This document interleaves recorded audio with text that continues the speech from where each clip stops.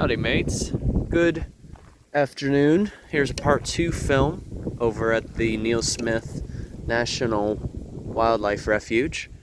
Now, in my last video, I forgot to mention that the agency that owns this refuge, they're known as the United States Fish and Wildlife Service, which is another branch of federal, how do I want to put it? Like it's another sector of the Department of Interior. Another sector is the National Park Service. So there's a couple of different organizations. But anyway, they do have a couple of trails that you can go exploring. In this one, for instance, we are going through what is known as an oak savanna. Now, you may be thinking, like, what's really the difference between, say, a prairie or a savanna? Well, in a sense, they really are used, the terms, they're used interchangeably. But usually we associate savannas being in somewhere like Africa, for example. I mean, ironically enough, the word prairie actually comes from French, which means meadow. And going back to my point, oak savanna, it's usually named after a common type of oak that is found here, and that is Bur Oak. And as a matter of fact, I've been told before from a fellow coworker of mine who is a gardener that Bur Oak should be the state tree, because it is literally the only tree that is found in every county of the state of Iowa. Now, something to note, a reason that the Bur Oak can survive out here is the fact that it's very resistant to fire.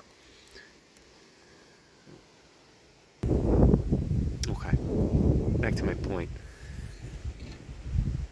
With that characteristic belonging to the Bur Oak, it can survive out here. And as a matter of fact,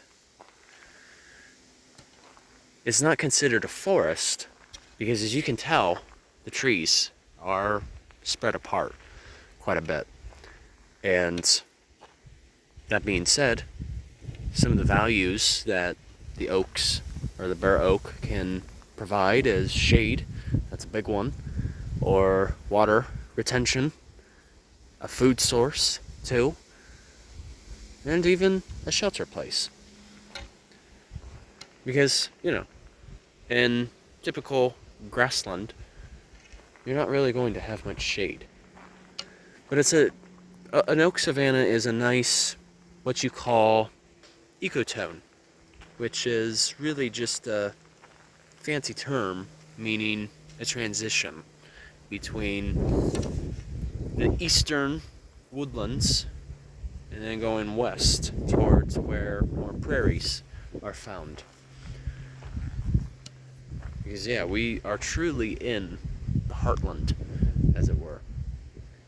But something that I wanted to point out while I was walking through here, you may have noticed these.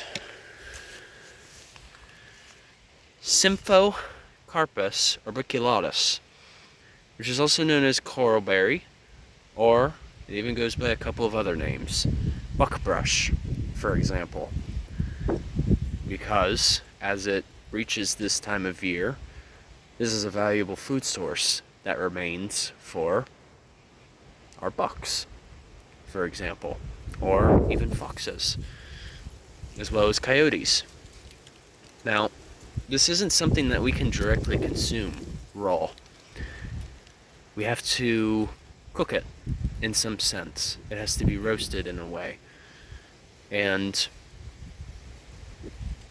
with that being said, it belongs within the honeysuckle family.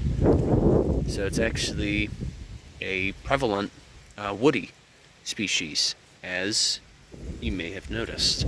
But they are distinguished by having their leaves directly opposite of one another on the stem. You could say, in a sense, it kind of reminds me of being back in Florida. There's another particular plant that looks very similar to it. And if you haven't guessed, it would remind you of beautyberry. Now, in terms of whether they are related, I cannot fully answer that question.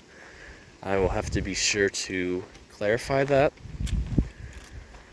But they are something that are common in oak savannas. So that's what I mean.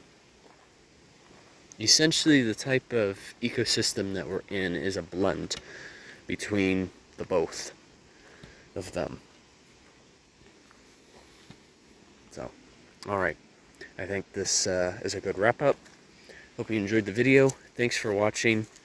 And, of course, Journey on a Journey is once again onwards. Take care.